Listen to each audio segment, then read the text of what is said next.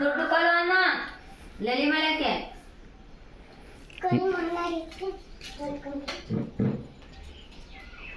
ನೋಡಕ್ಕ ಅದು ಯಾಕೆ ಸ್ಟಾರ್ಟ್ ಆಗ್ತಿಲ್ಲ ಕಣಕ್ಕ. ಯಾವಾಗಿಂದ ಅಣ್ಣ